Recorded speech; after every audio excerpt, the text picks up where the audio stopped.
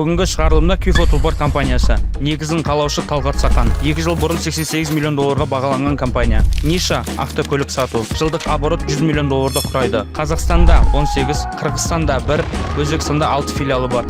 Компания қалай құрылды, ішкі системасы қандай, барлығын осы облыста айтатын боламыз.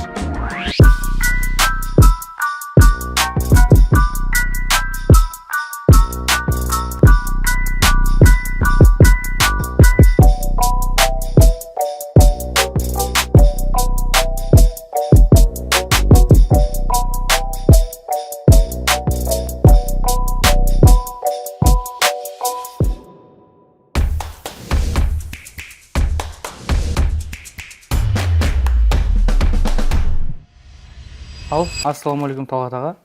Бүгін біздің Ерсін Сұлтан каналына өзіңіз жайлы, компания жайлы сұхбат беруге келісіңіз бергеніңізге мың алғыс. Себебі қанша кәсіпкерлер көріп білімін алады, опыт алады, үлкен компания қалай құрылатынын түсінеді. Енді сұрақтарға көшсек, компания жайлы немен айналысады нақтырақ? Уағалейкум ассалам қазақ елім. Енді арнайы уақыт бөліп, сен де жас кәсіпкер болсаң да, осындай елге, қазақ еліне пайдалы болайын деп келіп атқандарыңа уақыт бөліп рахмет. Енді нақты өз басымнан өткенімді айтам. Өйткені кезінде бір молдаға баласын бір ана алып келіпті де. Содан кейін мына балаға айтыңызшы, қант жеме деп айтты да. Жемесін деп айтыңызшы, қанттың зияндығын айтыңызшы десе, 30 күннен кейін кел деген екен ана молда. Содан кейін 30 күннен кейін кесе, просто 30 күннен келгеннен жаңағы молда айтады дейді, қант жеме деп айтты. Соның жаңағы анасы таң қалып, енді сіз 30 күн бұрын осы сөзді айтуға мүмкіндігіңіз бар еді ғой, неге қазір айтыпсыз деп айтқан кезде 30 күн бұрын өзім қант жеп жүрген едім деп айтады дейді. Өзім қант жеп жүріп, содан сіз келгеннен кейін қанттың зиян екенін барлығын түсінгеннен кейін өзім де қантты тоқтаттым да, қазір мен айтылам деп. Сол себепті де өзім басымнан не өтті, тәжірибеде не көрдім, сол туралы барлығын ашық түрде бөлісетін болам. Өйткені жас буын, қазақ аудиториясына әсіресе сапалы білім керек, тәжірибесінен өткен адамдардың. Жалпы Кюфо Тұлпар компаниямыз ол автокөліктерді, және жаңа автокөліктер, және жүрілген автокөліктерді сату, сатып алу, сатып беру бойынша жұмыс жасаймыз. Қанша мемлекеттен қазір машина алып келесіздер? Инстаграмыңызды көрдім, недавно Қытайда болдыңыз. Иә. Қазіргі таңда Аллаға шүкір 400-ге адам жұмыс жасайды. Қазақстан бойынша 18 филиал. Өзбекстанда бармыз, Дубайда бармыз, және де Қырғызстаннан ашылдық. Ол жақта бір партнеріміз бар. Онымен қатар қазір Қытайдан серіктестер тауып, ол жақта алғашқы 2 миллион долларға контракт болған бізде. Олар 2 миллион долларға бізге бюджетке машина жіберіп отыратын. Осы жолы Сайтмұрат Даулатов наставнигім бар, және харекеттік шәкірттерім бар. Біздің компанияның Артем Михайлович генеральный директор бар, барлығымыз барып, тағы да 3 миллион долларға олар біздің жұмысымызды көріп, общий оборот 5 миллион долларға көбейтіп келдік. Яғни 5 миллион долларға олар бізге машина жіберіп отырады. Және де біздің компания жақсы сатып атқаннан жаңа көліктер, олардың сервисін кіргізейік деп жатырмыз.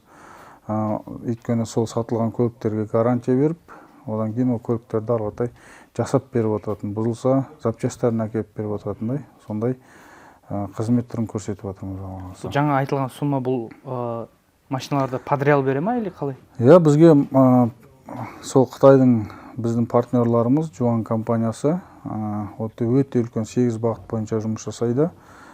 Сол өте үлкен компания бізге өз ақшаларына Қазақстанға осы көліктердің барлығын әкеліп беріп, біз соларды сатып, содан кейін содан түскен пайданы бөлісетін боламыз. Мысалы, көбісі енді Қытайға бару мүмкін, басқа осы саламен айналысатында, көбісіне бұндай условияда Қытай компаниялар келіспеуі мүмкін. Бұл жерде сіздегі сыр неде, бұл переговор ма, әлде қалай? Иә, өте дұрыс сұрақ, және басқа адамдарға, жас кәсіпкерлерге әсіресе керек сұрақ. Біздің осы Қытайлардың көліктері Қазақстан нарығына кіріп бастағаннан кейін бізге 100-ден аса Қытай келген шығар.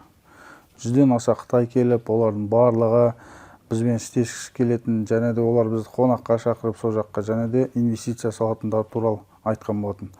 Біз где-то мен өзім бір 10 шақтысымен жолықтық, бірақ бәрі құр сөз ретінде алатын да. Қытайларға енді көп аса тоже сене беруге болмайды негізі басында. Өйткені ортада жүретін посредниктер көп. Сол себепті де мен уже оларға сенген жоқпын ешкімге. Одан кейін біздің генеральный директор сол команда өздері келіссөздер жүргізіп жүрді. Басқа қытайлар келіп жүрді. Соң осы біздің Жуан компаниясындағы Байзон ханымдар барлығы Қытай осы Қазақстанға келіп, осы серіктесіз дейді. Содан біздің компанияны көреді. Біздің компанияны әлеуметтік желіден көреді. Басқа Қазақстанның әр қаласындағы филиалдарымызды барып көреді. Одан кейін барып мен өзімнің инста парақшамды көреді. Соның барлығын көріп келіп, содан кейін айтады, бізді сол основатель Талғат Сақанмен жолықтырыңдаршы дейді. Содан мен енді ана жақтардан ауыз күйген үрлеп шет дегендей, жаңағы 100 Қытай бізге барлығын құр сөз болып кеткеннен кейін мен бұларды ойладым, тағы бір очередной сондай біреулер шығар деп. Сол себепті мен кездеспей жүрдім. Бұлар қайта кездесу сұрап жүрді. Содан кейін барып бір командировкадан келген кезде жолыққан кезде бірден олар ұсыныс тастайды. Біздікі бір өтірік нәрсе емес, жүріңіз бізбен бірге Қытайға барыңыз, біз сізді күтіп алуға дайынбыз, барамыз, бүкіл неме процестердің барлығын көрсетеміз, және де сізбен жұмыс істеуге біз дайынбыз дейді. Олар бірден Қытайға шақырады. Қытайға шақырғаннан кейін мен бірден бара алмайтынымды айтам, бірақ олар шақыртып жіберіп, бізге программалардың бәрін жіберіп, қанша машинаға дейін бізге жібере алатын барлығын ұсынады. Содан кейін біз финансовый директор Азамат мырзаны алып бар қайтамыз. Барған кезде бірден олар айтады, біз міне сіздерге дайынбыз, компанияларыңызға сеніп тұрмыз, және сіздің өзіңізге сеніп тұрмыз. Әлеуметтік желіде ашық түрде жүреді екенсіз, сол себепті де сенім мол, және де жаңағы көліктерді сататын автосалондарыңыз барлығы бар екен. Сондықтан да давайте вот $2 миллион келісім шарт. Егер жақсы өзіңізді көрсететін болсаңыз, біз ары қаратай оны өсіре беретін боламыз деп. Бірден барғаннан келісім шартқа отырамыз. Ол туралы мен Instagram парақшамда бар. Одан мен келгеннен кейін бірден олар 50 машина жібереді. 50 машина? Иә. 50 машинаның ішінде Лисяндар бар, жаңағы Chevrolet Monzалар бар, потом олар әртүрлі автокөліктерді жібереді? Өшім өздерінің айтқан ең бірінші $2 миллион дейінгі суммаға жібереді ғой, машинаны жібереді. Біз оны бірден сатып жібереміз. Потом тағы да екінші партия жібереді, ол кезде уже 110 машина жібереді, одан кейін солай 150 машина жіберіп, солай өсе береді. Содан кейін осы екінші барғанымызда, біз енді нарықта жақсы кетіп атқаннан, машиналар сатылып атқаннан кейін біз өзіміз ұсынамыз. Мен өзімнің $4 миллион актив немен бар, недвижимость. Соны айтамын, міне қояйық сіздерге. Сіздер бізбен больше жіберіңіздер. Олар айтады, біз сен еш нәрсені қойып қажет емес, біз саған өзіміз былай да жібереміз. Кел деп. Соны барамыз, барып жолығып, основательный о жақтың 8 бағытта олар жұмыс істейді. Алтын қазу бойынша, одан кейін барып құрылыс саласы, одан кейін гостиницалар бар өздерінің. Жалпы негізі ол жерде олар сообщество бар өздерінің, ассоциация предпринимателей. Біздегі атамекен сияқты. Соны басқаратын. Жаңағы біздің партнерлар соны басқаратын болып шығады. Сол 8 бағыт бойынша дегеннен кейін мен арнайы Давлатовта ертіп бардым, наставнигімді, шәкірттерімді ертіп бардық. Бірден өзі Давлат барған кезде осы автобөлшектер деді, сол автобөлшектер бойынша Қытайдан енді алдыңғы орынды алатын компаниямен жолықтырады. Одан кейін барып ол кісіге бір заводтар керек екен, сол заводтар бойынша сол қауымдастықта бары Қытайлардың, потом құрылыс саласы бойынша солардың көрсетіп жатады. Наставниктің барғанның өзі мощна сол біздің жаңағы серіктестердің және олардың финансовый возможностьтарына бәріне қарап өте мықты серіктестер екен Талғат деп сол айтып отыр да. Алла қаласа алдағы уақытта бізде осы жолы нақтылап келдік. Тем более жос болды бізде, президенттеріміз жаңағы қарым-қатынасты орнатып отыр. Қытай тілі там 3-ші тіл болып, мысалы тағы да бізде үйретіліп келе жатыр. Оқу орындары ашылғалы жатыр. Сол себепті де кәсіпкерлер біз осы мемлекетіміздің саясатын қолдап, керісінше осындай қарым-қатынастарды орнатуымыз керек те. Сол себепті де осы жолға барып қайтқан кезде олардың тағы да қандай салаларды, мысалы құрылыс саласы бойынша кіргісі келетіні, және де осы жер қойнауын қазу, әртүрлі бағалы алтын басқа заттар, сол бойынша кіргісі келетіндері, және де осы автокөлік саласы. 3 бағытты басты бағыт ретінде алып, осы бағыттар бойынша жұмыс істесетін тағы да біздің серіктестер болса, сондайлар түсініңдер деп отыр. Біз енді Алла қаласа алтын көпір болып, осы жас кәсіпкерлер өздерің сияқты болашақта алып барып, олармен таныстырып, ары қарата ішкі Қытайға дейін кіргізіп, олардың таныстары бар екен мысалы. Сондай алтын көпір болу алдағы уақытта ойымыз бар. Аны компанияға қанша жыл болды және Q4 тұлпар деген мағынасы қандай? Негізі Q деген ол қазақ дегенді білдіреді, for үшін. Q4 тұлпар деген қазақ үшін тұлпар деген мағына білдіреді. Негізі бұл Q4 деген өзі бізде Q4 Business School болды ғой. Сол кезде де мысалы содан қалып келатыр да. Просто Q4 Business School-дың аты өшіп қалмасын деп, бұл Q4 тұлпар деп аталды. Өйткені Q4-да да ол жерде де Q4 қазақ үшін бизнес мектеп болатын. Айттым ғой, қазақ аудиториясы сапалы білім берейік, тәжірибемізбен бөлісейік. Жалпы қазақ аудиториясының потенциалы өте үлкен. Білім алып, соны алған білімді іс жүзінде, тәжірибе жүзінде қолданатын болса, өте үлкен нәтижелерге жетуге болады. Сол себепті де осы тәжірибемен бөлісу үшін жалпы мен істеген заттардың бәрі өзі осы қазақ үшін де. Сол себепті де қазақ үшін. Қазір мысалы біз Ташкентте, басқа жақтарда, жаңағы Өзбекстан мен Қырғызстанда ашылғанда да мысалы Q4 болып тұрды да, мысалы қазақ үшін. Тұлпар деп па, или о жақта басқаша ма? Жоқ, Q4 тұлпар о жақта да. Негізі ата-бабаларымыз кезінде ақ найзаның ұшымен, білектің күшімен барып соғысатын болса, мысалы, жер үшін, ел үшін, қазіргі соғыс ол осы мен бизнесте деп айтатын едім. Кәсіпкерлер ешқандай жаңағы қарусыз-ақ барып, кәсіп ашып, жаңағы сол елдің экономикасын көтеруіне көмектесіп, жұмыс орындарын беріп, жалпы о жақтан инвестиция тартып, табыс тауып, осы Қазақстанға келіп, Қазақстанның экономикасын алғатай көтеруге болады. Қанша жыл болды компанияңызға? 2018-де август айында басталды. Официально 2019-дың апрель айында содан бастап жұмыс істейді. 6 жылда 3 мемлекет, 25 шақты точка және айлық оборот 3-4 миллиард. Ол бір айда, ол Қазақстан бойынша ғана. Ал енді Өзбекстан және Қырғызстан ол отдельно. Сонда үлкен компанияға осындай тез уақытта жетудің сыры неден негізі? Ең бірінші сыры жоқ ешқандай. Көп бүйтіп сырын іздейді, қазбалайды, повезло, или біреудің проектісі, мұндай деген сияқты. Мен айтатын едім, қажырлы еңбек. Ең бірінші өзім осы ниеттің дұрыс болуы. Осы Q4 тұлпар компаниямыз ашылатын кезде мен нарықты қарап көрдім. Нарықты қарап көрген кезде Астер авто дейді, Бипек авто дейді. Қарасам осы сала бойынша орыстар. Қазақтар жоқ. Қазақтар жоқ.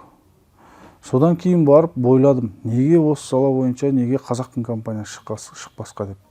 Өйткені басқа жақтан келген енді келімсектер былайша айтқанда біздің салаға кіріп, біздің нарықта өте үлкен миллиардтаған ақшалар тауып, бірақ сол тапқан ақшаларын өздерін шетелге алып кетіп, ол жерден бір халыққа, қазақ елімізге, бізге пайдасы келетіндей бір аса ешнәрсе жасап жатқан жоқ қой. Жұмыс орындары бар, оның өзінде зарплатаның өзінде шектеулер бар. Мысалы, потом налогтарын төлейтін шығар, бірақ бәрібір өз елі, өз жері болмағаннан кейін олар табыстың басым бөлігін өз еліне алып кетеді. Ал енді біздің компания шыққаннан кейін біз әртүрлі қайырымдылық шаралар, өзіміздің компанияда түскі астарды, одан тимбилдингтер ұйымдастырып, команданың оқу, білім алуын, шетелге барып оқып келуін бәрін ұйымдастырғаннан кейін, олар да уже біз қайырымдылық жасақ, олар да қайырымдылық жасай бастады. Өйткені бәсекелестік бәрібір бар да. Біз барып мысалы әртүрлі іс-шаралар, ауылға ұйымдастырған іс-шаралар, сондайлар ұйымдастырсақ, олар осы қаланың деңгейінде мысалы барып бір іс-шараларға атсалысып, сондай нәрселер істей бастады да. Сонда мен түсінгенім, кішкентай компания болсаң да, сен үлкен компанияларға былайша айтқанда ықпал емес, мысалы айтқаныңды істеткізе аласың. Егер жаңағы дұрыс бағытта болсаң, халыққа керекті бағыт болса, мысалы, халық қолдайтын бағыт болса, көрдің бе? Сол себепті де біз керісінше шеттен келіп жатқан компанияларға, егер мынандай қажет емес, жаңағы барып, оларды қалай енді кезіндегі ақ найзаның күшімен, білектің күшімен емес, керісінше білімімізбен, тәжірибемізбен қазіргі таңда оларды бәсекелес, қандай бәсекелесті, здоровый бәсекелес дейді ғой мысалы. Сондай ретінде көріп, мысалы олар мені өздері шақырды. Өздері қазір шақырып, басқа филиалдарының сатылып атқаны бойынша ұсыныс тастады маған. Мысалы, бәсекелеспін болып тұрса да, мысалы, олар признавать етіп, былайша айтқан кезде мойындап, что білімнің арқасында, олардан менің ақшам аз болса да, мүмкіндігім аз болса да, бірақ осындай олармен үштікке енетіндей компания құрып, соларға бәсекелестік тудыра алғаным үшін ғана, мысалы, жаудың өзі мойындап, мысалы, жаңағы шақырып өздеріне сондай ұсыныстар тастады. Сондықтан да енді біз мына өсіп келе жатқан жас арттан кәсіпкерлерге өздерінің айтатыным, керек жоқ, барып бір дұрыс емес жолдармен, олардың аяғынан шалып, болмаса дұрыс емес нәрселер жасағанса, керісінше өзіңнің мықты екеніңді көрсет. Продажамен, біліммен, командамен, сатылумен, брендпен, личный брендіңмен, өзіңнің сөзбен емеспен көрсет. Сол кезде олар сені мойындап, сенен ақыл кеңес алып, керісінше жаңағы былай жесін бөгетін болады да. Вот осындай оймен. Мысалы, әртүрлі кәсіпкердің өзінің бір супер силасы болады. Біреу продажадан мықты, біреу маркетингтен мықты. Сіздікі қандай? Білмеймін, мен ең бірінші ойлаймын энергичность. Постоянно движение. Постоянно движение да, сөзбен емеспен, әр нәрсені өзім командамен бірге жүріп, как лидер ретінде көрсетіп, потом қарапайымдылық. Мысалы, Наполеонның керемет бір айтқан жаңағы қолбасшыларына жинап алады, айтады, біз соғысты неге ұтылып қалдық деп. Сол кезде тұрады да, жаңағы қолбасшылар айтады, суық болды, болмаса бізде продукты болмады, мысалы тамақтар. Или там солдаттар немеге дайын болмады, мысалы ауа райына деп сондай-сондайларды айтады. Сол кезде Наполеон тұрып айтады, жоқ дейді, біздің ұтылып қалған себебіміз, сендер қараңдаршы дейді, сендер қалай солдаттарға команда бердіңдер дейді. Окоптың ішінде өздерің отырып алыңдар да, солдаттардың артынан вперед, вперед деп отырдыңдар дейді. Аналардың біздің орыстарды қараңдаршы дейді. Жаңағы қолбасшылар шығып алып, за мной деп, өздері алдыға шығып, за мной деп, өздері жаңағы атакаға бәріне өздері шығып отыр дейді. Сол себепте менің ең мықты ұстанатын ұстанымым осы, расында да команда құрдым ба, сен онымен бірге жүр. Анау кабинетінде отырып, вперед, ананы істе, мынаны істе десең, ол сен ұтылып қаласың. Сол себепте де қарапайым болып, командамен бірге жүріп, оларға көмекші болып, оларға дух беріп, былайша айтқанда, мотивация беріп, бірге жүретін болсаң, әр жұмыста. Мен ашылған филиалда міндетті түрде бірге барам командамен, ол жерде тимбилдинг жасаймыз, каждыймен танысамыз, болашаққа олардың жоспарын білемін. Одан кейін сол жоспарлар бойынша оның карьерін егер өзін жақсы көрсететін болса, көтеріп отырамын. Сол себепті де әрқашанда егер компанияң өскенін қаласаң, жаңағы вперед деп окопта отырып алмай, за мной деп алдыға шығып, өзің жол көрсетіп отыруың керексің. Мен сол себепті де біздің компания осындай деңгейге жетті деп ойлаймын. Қазір бір енді компанияға бір обзор жасап, жақсы, жүріп барып структураны көрсетіп, қандай отделдар бар деген секілді. Жақсы.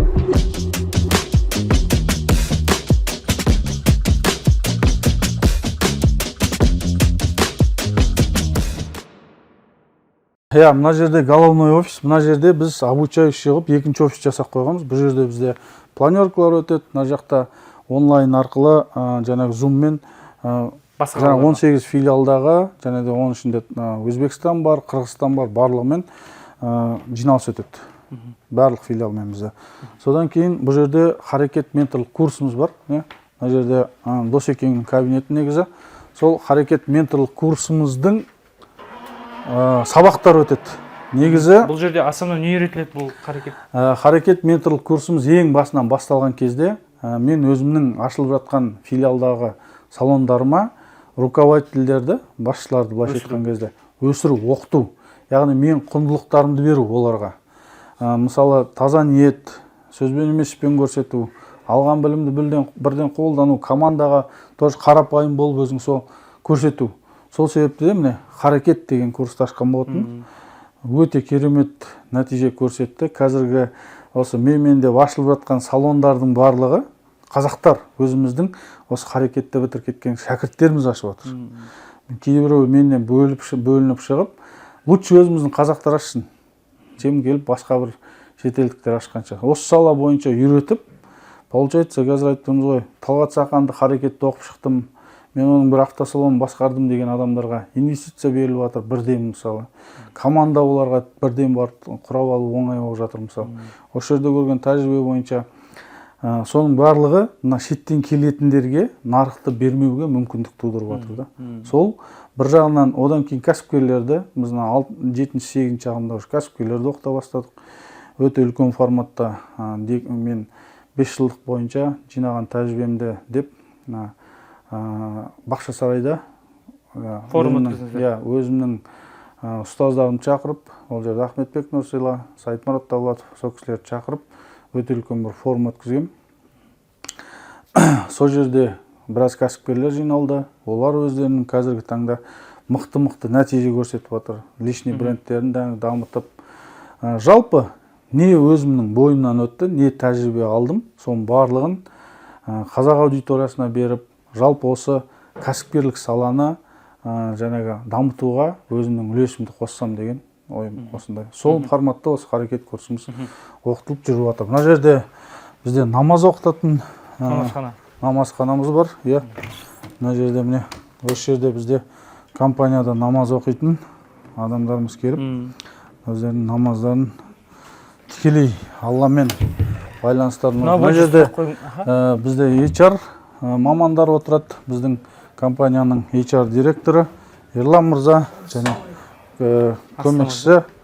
Осы жерде біздің Альбина жаңағы біздің компанияға, командаға адамдарды осы жерде жұмысқа қабылданып, осы жерден барлығы осы жерде жүреді. Оқыту, адаптация компанияда осының барлығын осы Альбина мен Ерлан істейді жаңағы бөлім басшылар. Мысалы осы именно Найымда личный брендтің күшін айтып кетіңізші. Найымда личный брендтің күшін лучше давай как раз кімнің өзінен сұрайық. Ерлан өзі айтсын. Қалай, жалпы қандай компанияда келді? Бізде ашық компания. Сондықтан да YouTube каналға ашып, как раз өзінің немен айтып жүр. Ассалаумағалейкум. Найымда Талғат ағаның осы Инстаграмда көп жүргізеді ғой, активно. Личный бренді қаншалықты әсер етеді? Ну, у нас... Қазақша. Білесің ғой? Надо вспомнить, что мы врасплох взяли. Q4 тұлпардың брендтер мықты. Нақты уақытында біздер 400 адамнан астам жұмысшылар жасап жатыр жұмыста. Вот, личный бренд, вообще мен көп жерде жұмыс жасадым, бірақ осындай действительно социальный пакет дейді ғой компанияларға. Онбординг жасап, және де қосымша біздерде стабильный заработная плата. Постоянно тренингтер, стратегические сессиялар өткізеді. Және де мысалы день рождениялар, мысалы сосын столовыйда мысалы пакеттер, және де не бар бізде сосын. Үйленген кезде миллион теңге. Үйленген кезде миллион теңге. Бір жылдан асып жұмыс жасаса 1 миллион теңге біздің компания арқылы беріледі. Одан кейін 4 миллион теңге уже 4 жыл біздің компанияда осы HR мамандардың ұйымдастыруымен осы стратсессия болды. Сол кезде 4 адамға 4 миллион теңгеден берілді. Өйткені оларды ұзақ уақытқа сақтап қалу бойынша. Одан әрбір командаға келіп жатқан, мысалы Ерланның өзі де өте үлкен компанияларда жұмыс жасаған. Қазір осында келу арқылы айтады, тағы да арғатай HR брендтің тікелей компанияға, мысалы бізді уже біліп келеді. Осы компанияда жұмыс жасағысы келіп келеді. Өйткені оларда карьерный рост тез. Көрдің ба? Сол себепті де сондықтан да осының барлығын осы команда жасап жатыр. Және де ең бірінші компанияға келгенде HR мықты болатын болса, мысалы, өйткені олар ең бірінші собеседование жүргізетін осы кісілер. Қазір бізде финансистер командаға алып жатырмыз. Және де өте үлкен жақсы позицияларға мамандарды тартқан кезде собеседование барлығын іріктеуді бәрін осы Ерландар жүргізіп барып, потом бірнеше кандидатты, осылар болады ау деген кандидаттарды ағам алып келеді, содан кейін мен оларды собеседование өткізіп, потом барып уже жұмысқа қабылдаймыз. Тағы да бір айтқым келеді, мысалы компанияның философиясы, мысалы мында басынан бастап жасап жатқан жұмысшылар, именно простой адамдан бастап, даже менеджер деп айтпаймыз, мысалы, даже отдел продаж, мысалы, или техник, колл-центр, сол компания философия, именно сол адамдардың басшылар болады. Мысалы, даже филиалдардың директорлар болады. Осыны, осындай программаларымыз бар. Осы бір точкадан бүкіл Қазақстандікі ба, или только Алматыны қамтамасыз ете ма? Любой солдат хочет стать генералом дейді ғой. Сол сияқты любой келген, ол техник болсын, айтып тұрмын, жай сатушы болсын, колл-центрдегі маман болсын, барлығын бізде жаңағы ресепшнде тұрған қыздардың өзі, қазір жанияның өзі, мысалы, уже компанияда үлкен лауазымды орындарға дейін отыруға мүмкіндік бар. Қандайға дейін баруға болады? Ол чек жоқ ол жерде. Өзін көрсететін болса, хоть генеральный директор болсын. Өйткені неге оған мүмкіндік бермеске. Сондықтан да осы команданың мен түсінгенім жалғыз адам қолынан келмейді. Осындай жанында мықты мамандар команда болған кезде, және осындай команданың деңгейі өсіп отырған кезде, ол мен олардан көп білмеуім мүмкін. Бірақ та менің олардан осы мықты мамандарды тартуға ешқашан да қорықпау керек те. Көбі қайтеді, өзінен төмен адамдарды алғысы келеді. Слабый адамдар. Содан кейін олардан управлять еткісі келеді. Ол адам өзінен де төмен адам тартады содан кейін. Көрдің ба? Сол себепті де мықты мамандар тарту үшін ең бірінші осы HR мамандары, генеральный директор, сондай мықты болу керек. Еңбек ақы, зарплата қаншадан қаншаға дейін барады? Бізде шектеу жоқ, арнайы мотивация әр команда мүшелеріне қойылған. Сол жерден ол 1 миллионнан 2 миллион, 1 миллион, 2 миллион жай сатушының өзі 2 миллион теңге дейін табуға мүмкіндік бар да. Мына жақта бізде кадрлар бөлімі, мен өзімнің тұңғышым Анаркам осында істейді жұмыс. Саканова как раз, және де Боташка бізде осында тұрады. Анарка как раз сол бүкіл жаңағы өзі управление персоналом деген мамандықты бітірген. Сол бойынша осында менде көмекші. Қазір ұлым тем более қазір осында бірінші жұмыс күнін өтіп жатыр. Бұл жерде кадр бөлімі. Мына жақта бізде финансовый директор. Бүкіл финансқа қарайды. Бүкіл финансқа қарайды. Азамат мырза негізі қазір бізде Америкада, бірақ қазір тағы да Марлен деген командаға жаңағы финансовый директор алып отырмыз. Тағаға сізбен бір сөйлескен кезде, бір неде болдық қой, шай ішкен кезде, командаға именно топ менеджментқа сіз тек мықты адамдарды аласыз ба? Осы адамдарды сіз қалай тартасыз? Ол адамдар жаңағы HR бренд арқылы, потом компанияның басшысының өзінің дамуы арқылы. Мына жерде бізде управляющий жаңағы офис, получается, 2 офис бар қазір осы тұрған автосалонымызда. Бұл жерде әртүрлі мамандар, жаңа айттым ғой, ресепшн болып келген Жания деген қызымыз қазіргі таңда міне бізде осындай деңгейге жетіп отыр. Қазір бұл кісі немен айналысады? Қазір өзі айтып отырсын енді. Бізде енді рабочий моментте бір дайындалған жоқпыз, қалай бар солай. Давай енді өзің айтып өт. Саламатсыздар ма? Есімім Жания болады. 26 майда келдім мен 2 жыл бұрын. Уже 2 жыл болып жұмыс істеп жатқаныма, администратор болып келдім, ресепшнда отыратын бұрын. Одан кейін организационный моменттерге жауап беретін болдым. Одан кейін финансовый отделға көштім недавно, где-то 2 ай болып қалды уже. Қазір финансовый менеджер болып жұмыс жасаймын осы жерде. Ауысып жүрміз. Опа. Ауысып бір орында отырмайды, анекдот бар ғой сол сияқты. Анекдотты білесіңдер ғой, қандай анекдот екен? Именно сотрудниктар компаниядағы, мысалы, көп сөйлейді ғой, біреулер ақша деп ойлайды. Не үшін қалады, мысалы, бір бөліп берсеңіз? Негізі көбінесе құндылықтар үшін, содан кейін компанияның жалпы негізі құндылықтар болу керек. Сол арқылы ұстап қаласың да, мысалы. Содан кейін өзің көрсеткен мамандарды, мысалы, міне Жасұлан келіп жатыр қазір тоже финансовый отделда. Бізде Еркебұлан деп жатырмын. Ернұрдың атын ұмытып қаламын. Жаңа Анаркамды көрсеттім ғой.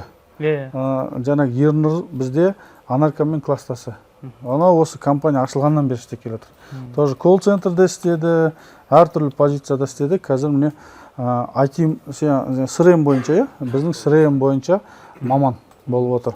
Одан Айдос мысалы міне осы CRM-ді біздің полностью жүргізіп, біздің продажниктердің, филиалдағы, стоктағы машиналардың, жаңағы барлық учеттің барлығы дұрыс болу үшін осы СРМ-ді Айдос басқарып отыр. Айдос жасатып, жаңағы соның барлығын бірге осы финансовый блок барлығы, және Ернар барлығы бірге жұмыс жасап отыр.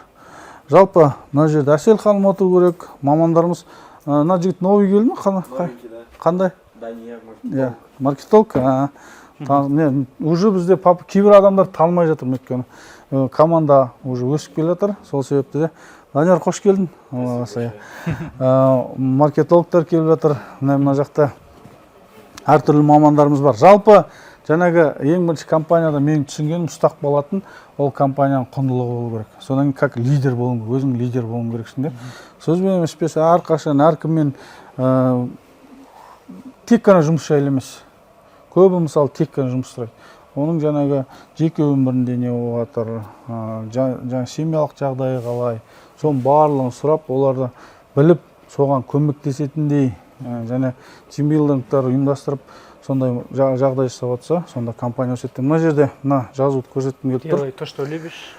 Делай то, что любишь. Мына команданың өзі барлығы осыны жасап қойып отыр. Делай то, что любишь, люби то, что делаешь дейді. Өзіңнің жасап жатқан жұмысыңды жақсы көрмесең, онда одан ешқандай саған нәтиже болмайды.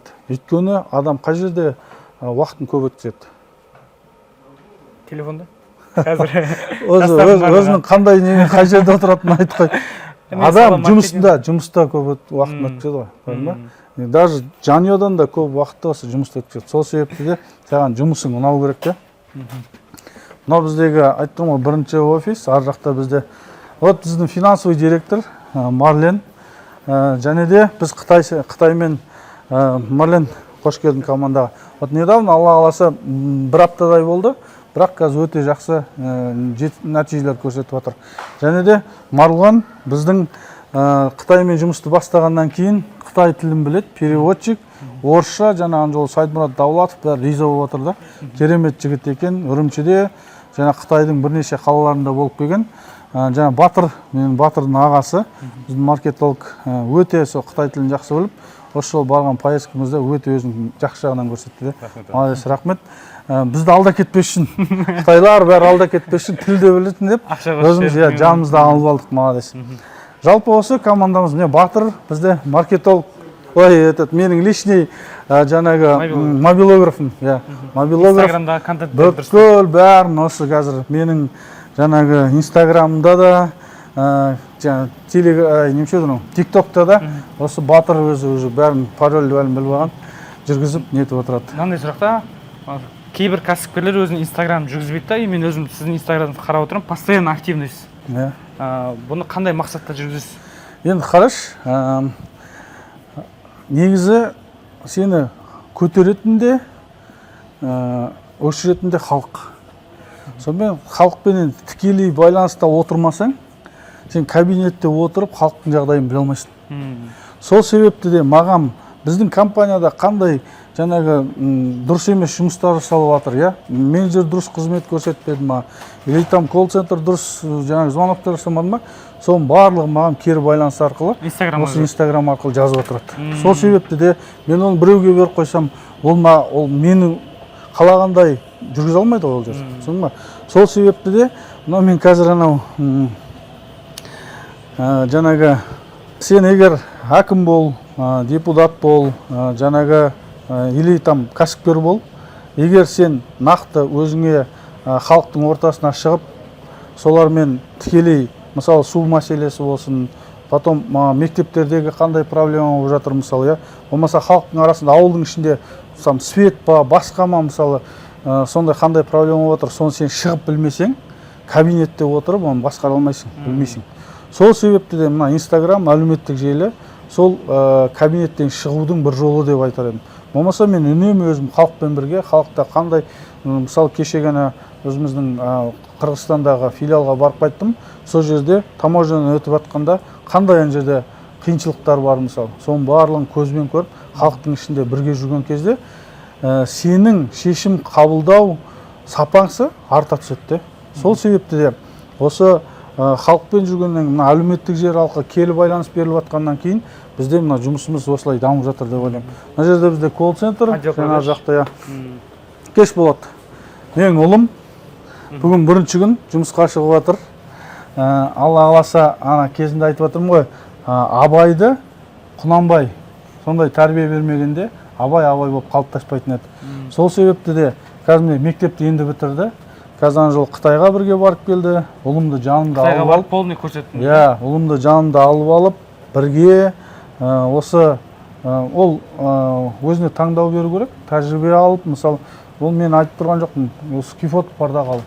Может, ол врач болғысы келеді шығар, басқа, бірақ таңдау басында адамдармен танысу, және де олармен коммуникация орнату осы жерде жүріп тәжірибе жинау арқылы болады. Сол себепті де қандай үлкен әңгімелер бар, қандай жаңағы келісім шарттар бар, адамдармен қалай қарым-қатынас, жалпы мен компанияны қалай басқарып жатырмын, соның барлығын қазір келіп, ұлым әр отделда сабағы басталғанша кимепке түсті өзі. Алла қаласа международный отношения, сол басталғанша қазір бірінші күн жұмысқа шығып жатыр. Анаркам уже нәтиже 2 жыл жұмыс істеп жатыр. Сондықтан давай сәттілік, красавчигім. Саған. Осылай міне жалпы. Мысалы, жұмыскерлерге басқаша көзқарас, өзіңіздің ұлыңыздарыңыз жұмыс істесе оларға басқаша көзқарас бола ма әлде? Жоқ. Бәрімен бірдей көзқарас болу керек. Өйткені мысалы айтып тұрмын ғой, мен анаркамды бірден басшы қылып қоюға мүмкіндік бар да, мысалы. Ондай қойып жатқан жоқпын. Мына жерде давайте мен таныстырып кетейін. Мына жерде жаңа колл-центр айтқан, мына жерде бізде касса, адамдар келіп осы жаққа өзен. Мына жерде бухгалтерия. Біздің Бота ханым және Айжан, сонау бізде осы компания минустан бастаған кезде ана Бота ханым бізде келатыр. Сол кезде айтқан миллиардтар санайсың деп, қазір миллиардтар санап жатыр, Аллаға шүкір. Мына жақта қазір мына жерді бір көрсетіп кетейін. Клиенттеріміз отыр, клиентский зона. Былай қарай не етсем ғой. Мына жерде міне клиенттерімізге тосып отыр. Клиенттер өзінің көліктерін тосып отыр. Арнайы массажер дайындап қойғанбыз. Массажер арзан екен. Содан кейін ана кофе ішетін, ар жақта продажниктеріміз отырады. Мына жақта бөлім басшылар, генеральный директор, және де мәжіліс залымыз. И жүріңіздер кабинетке барып, сол жерден арғатай сөзімізді жалғастырайық. Жаңа айттыңыз ғой, қызыңыз сразу әкеліп руководитель қылып қоюға болады деп, кейін бөлініп кетті, сол жалғастырып айтсаңыз. Жоқ, болады деп емес, мысалы керісінше мен мынандай позицияны ұстанамын. Ол менің туысқаным болсын, болмаса балаларым болсын, олар ар отделді төменнен бастаған дұрыс та. Неге? Мысалы, қыз бала анаркам келген кезде бірден мысалы HR маманына неткіздік. Ол жерде сол келген, ол өз қалауы. Сол келген бөлімде, мысалы, там Әсел ханым істеп жүрдік. Ол уже компанияда 3-4 жыл істеп келе жатыр. Ал енді мен өзімнің қызымды еш нәрсе білмейтін, әлі тәжірибесі жоқ, бірден әкеліп, сен міне осы жердің руководитель десем, онда сол Әсел ханымның мотивациясы бірден өшеді. Одан кейін барып басқа отделдағылар қарап отыр ғой, мысалы. Соң олар ойлайды, мен былайша айтқан кезде барымды беріп, осы компанияға жылдар неменеге жұмыс істеймін? Егер де белгілі уақыт өткеннен кейін өзінің туысқанына келіп қоя салатын болса. Сондықтан да егер өзіңіздің командаңыз, компанияңыз жалпы өскенін қаласаңыз, справедливо болу керек те. Өсіп компанияға осы бірнеше жыл уақытын беріп келе жатыр ма, денсаулығын беріп келе жатыр, уақытын арнап келе жатқаннан кейін, ол өз орында отырма, керісінше қандай сенің туысқаның келіп тұрсын, сол жүріп өткен жолды өтсін. Пусть өзін докажет, былайша айтқан кезде. Сол орынға отыруға лайықты екен.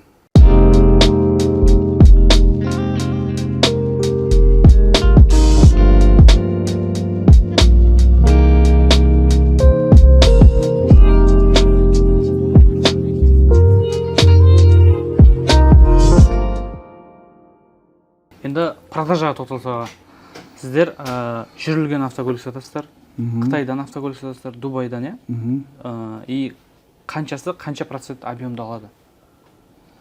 Қалай қаншасы, қанша процент объем? Жүрілген автокөліктер, мысалы, общий күндік продажа қанша, мысалы, қазір? 18 филиал бойынша әртүрлі, әр күн әртүрлі продажаға байланысты. Ал енді жалпы қазіргі таңда жаңа көліктер өте жақсы өтіп жатыр. Сол себепті біз Қытайдан келіп жатқан жаңа көліктерді сатып жатырмыз. Бағасы да қолжетімді. Бағасы да қолжетімді. Жүрілген автокөліктерде де сұраныс бар. Оны да сатып жатырмыз, жүрілген автокөлік. Қазіргі таңда былайша айтатын едім, 60-та 40.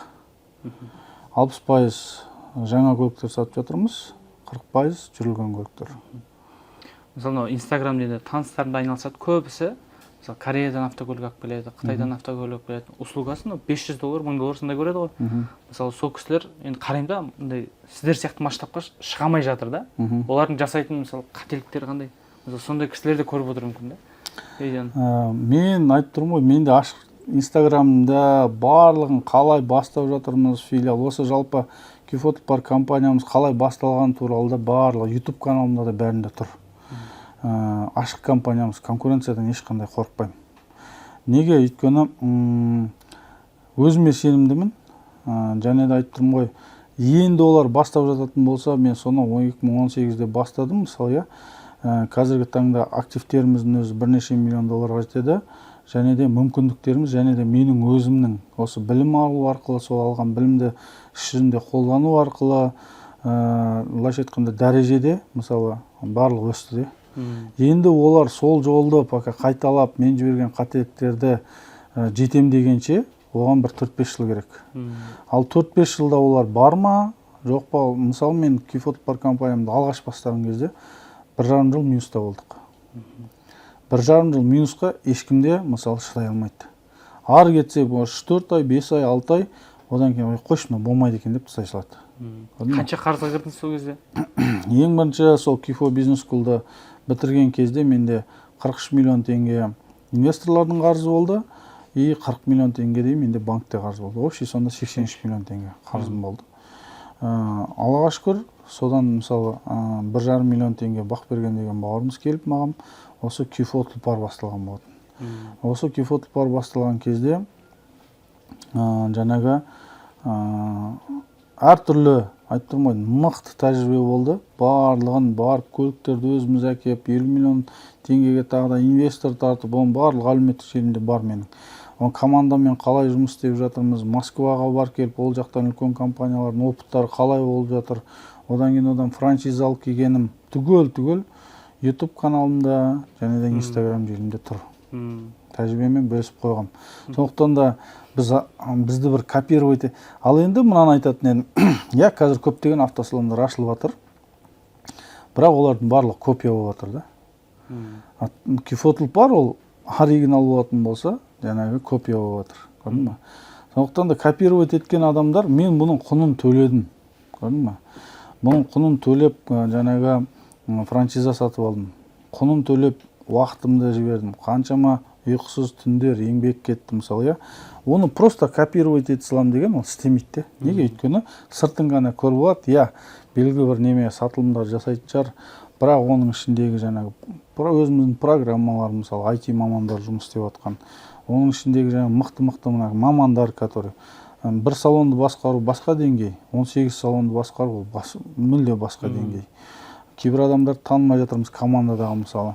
Оның барлығы кішкентай кезде оңай, управлять ету, ал енді сен үлкен болам десең, осы деңгейге жетем десең, онда өте үлкен капитал, сабырлық, білім, үздіксіз даму, соң кейін тәжірибе маңызды болады. Сондықтан да, олар тағы біздің артымыздан 4-5 жылда шыға алмай жатыр деп тұрсың, мысалы, может шығуы мүмкін, ол 4-5 жылда біз вообще басқа деңгейге кетіп қаламыз да.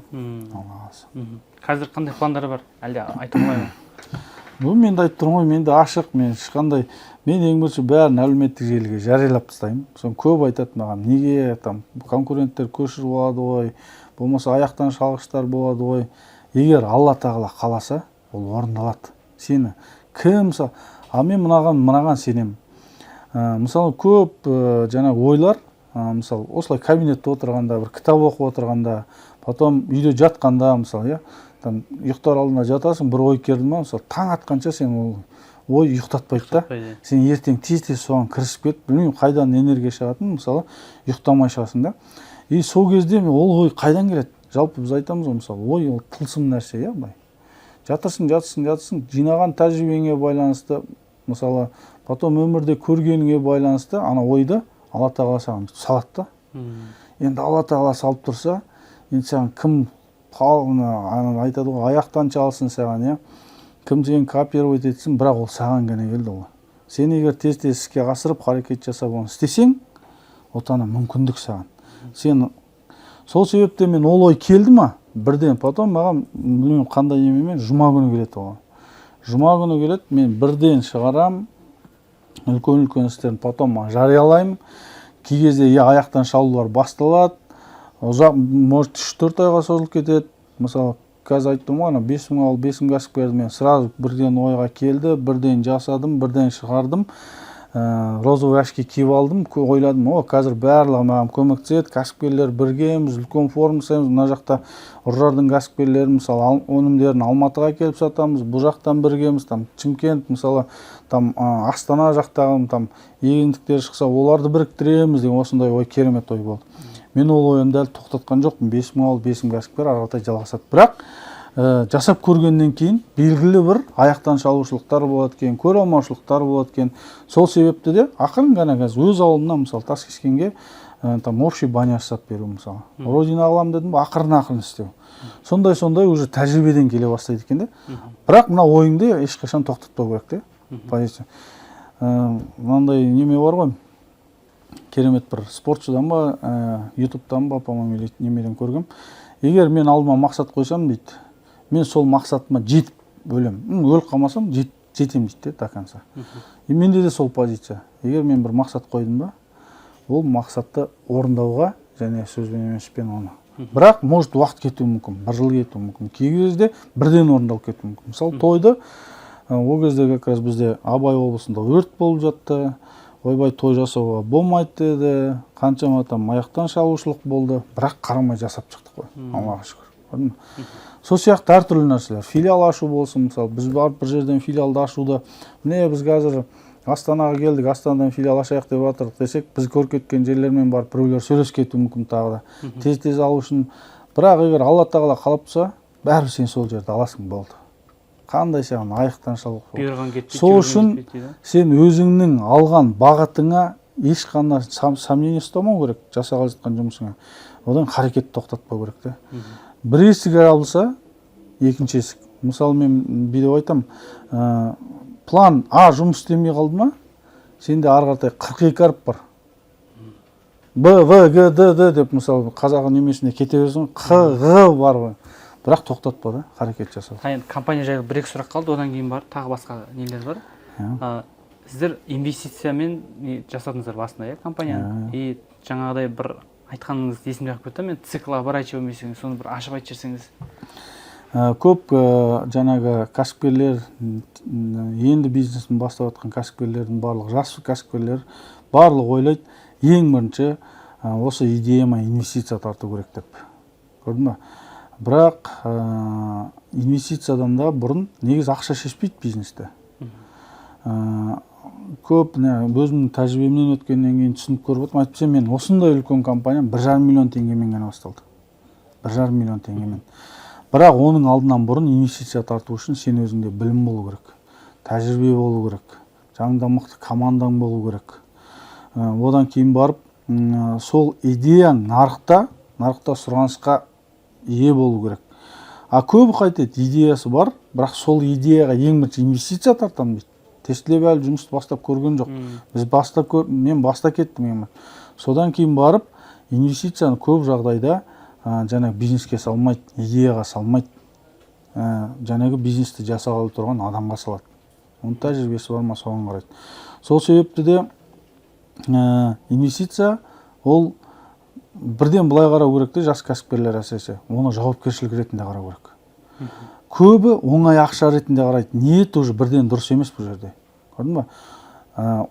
Егер де нарықта сұранысқа тексеріп көрдің, командаң бар, оны ары қаратай жүргізіп кетуге жоспарың бар болған кезде инвестиция тартсаң, сен жаңағы алған инвестицияны берген адамға да ақша табасың, өзіңе де, командаңа да ақша тауып, ары қаратай жүргізіп кетуге барады. Менің компаниям бірден бір инвестиция арқылы көтерілген компания. Бірақ та көп адам мынандай нәрсені жасайды ғой, франшиза, мысалы, өзінің әлі бір бизнесті бастап көреді, бірақ Тек әлі атқасын франшиза иә, өз бизнесінде әлі жақсы ақша тапқан жоқ әлі. Бірақ ананы упаковкалайды де жақсылап, арғатай оны жаңағы ақша табу көзіне айналдырады. Соны. Бірақ ол түсінбейді. Каждый сатылған франшиза оған жауапкершілік, каждый сатылған франшиза оған келетін негатив. Егер ол дұрыс. Өз бизнесіңде әлі ақша тауып отқан жоқсың. Неменеге оның проблемаға арғатай не успех дейді ғой, былайша айтқанда, не успехті распространить етіп жатсың. Сол себепте ең бірінші айтатыным, ең бірінші нарықты тексеріп көріңіздер. Жаңағы өзіңіз білімді және сол арғатай жаңағы іске асырып кете алатын адам, командаңыз болуыңыз керек. Ең бастысы ниетіңіз түзу болып, сол алып жатқан ақшаны жауапкершілік.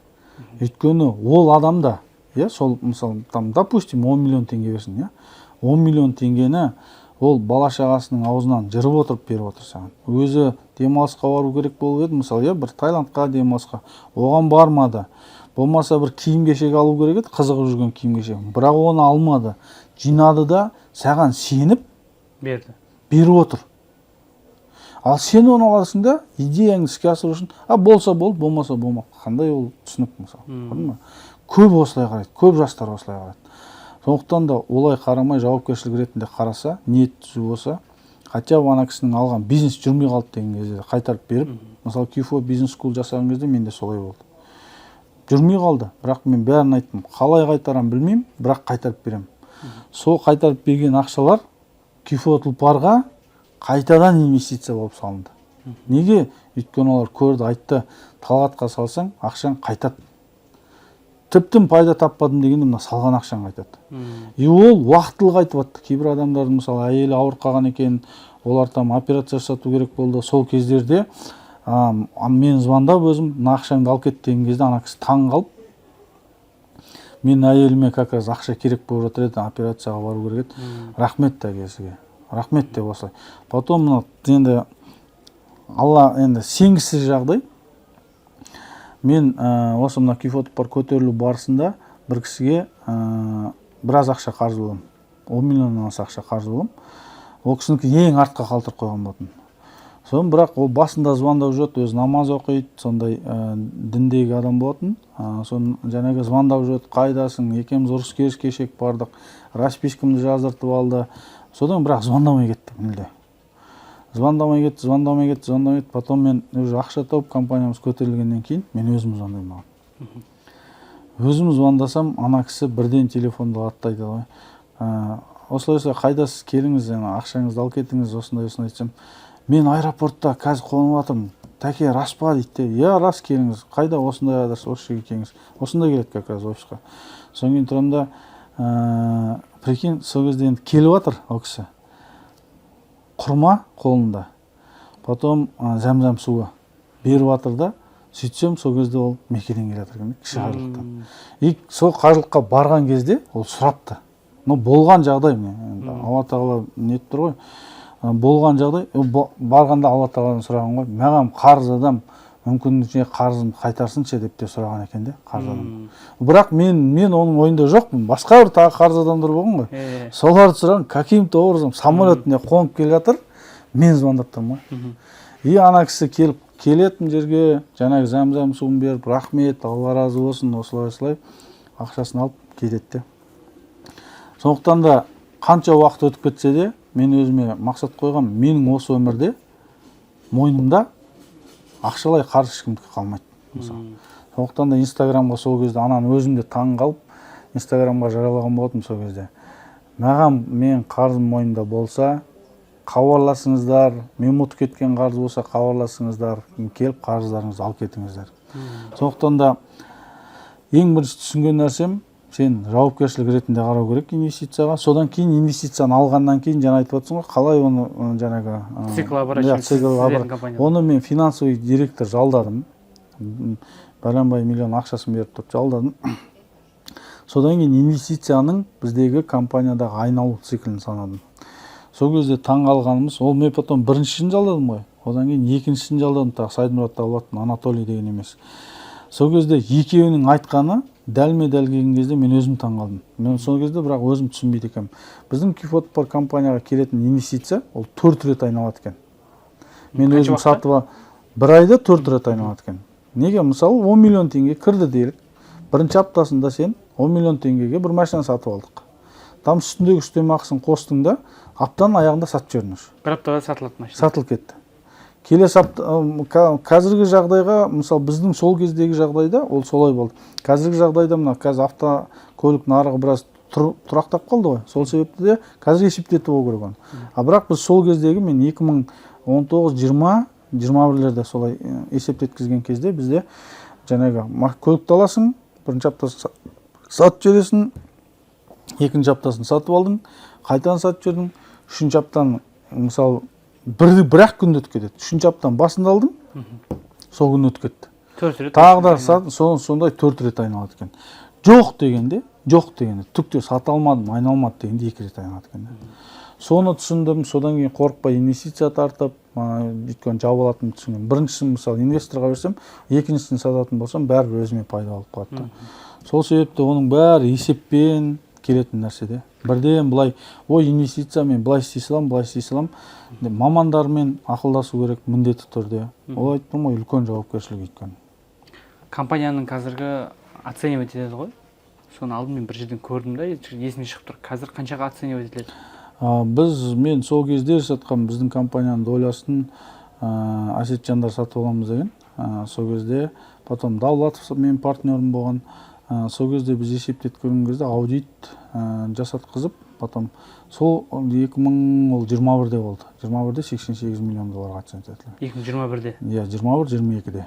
Қазір мен есептетіп көрген. Одан оборот қанша есе өсті, мысалы? Одан қазір 10 есе өсіп кеткен шығар, 10-15 есе өсіп кеткен шығар.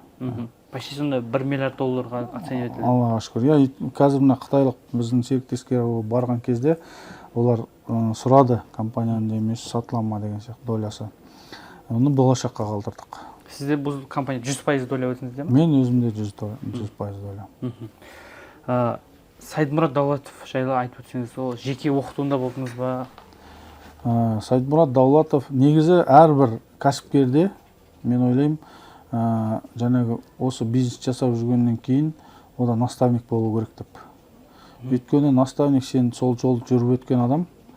Мен мысалы Сайдмұрат Давлатов сонау 2018-де таныссам да, қазір әлі күнге дейін менің ол наставнигім. Әртүрлі курстарын мысалы 100 000 долларға дейін беріп қойып, клуб миллионеріне дейін кіріп, бірақ сабағына баратын уақыт жоқ кейде, мысалы жүрмде. Неге? Өйткені оны түсінгенім, саған сол кезде керек жоқ ол. Жаңа мысалы күнде сабаққа барып та бірақ әртүрлі компанияның өсу барысында саған сұрақтар пайда болады. Сол сұрақтар пайда болған кезде өзің наставнигіне шығасың да, наставник мынандай нәрсе болып жатыр. Сіз қалай істеп едіңіз? Мысалы менде финанс жағдайында мысалы осыны қалай істеймін деген кезде ол өзінің тәжірибесі бойынша мен былай істегем, болмаса басқа да оқушылардың тәжірибесі бойынша анау былай істеді.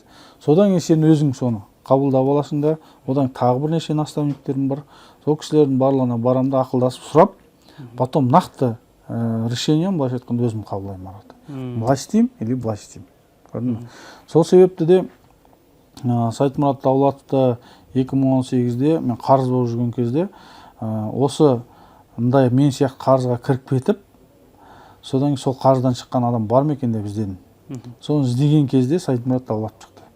Сайдмұрат Давлатовтың 1.842 000 доллар адамдарға, 172 адамға қарыз болған естіген кезде менің қарызым копейка болып қалды да жерде. Соны ойладым, мен неменеге мынандай адам мынандай қарыздан шығып, қазір мынандай деңгейге жетіп отыратын болса, менің қарызым вообще копейка, мен соған бола, депрессияға түсіп жүрмін. Негізі кәсіпкерлерге, жас кәсіпкерлерге айтатыным, сіз бизнес жасап жатсыз ба? Сіз міндетті түрде қарыз боласыз. Қазір қарап отырсаңыздар, мемлекеттерге қарызда мысалы. Енді сіз кәсіпкерсіз, тем более жаңа кәсіпті енді бастап жатсыз. Енді қаржылық сауаттылығы әлі жоқ, жасап көрмегеннен кейін по-любому қарызға кіресіз ғой.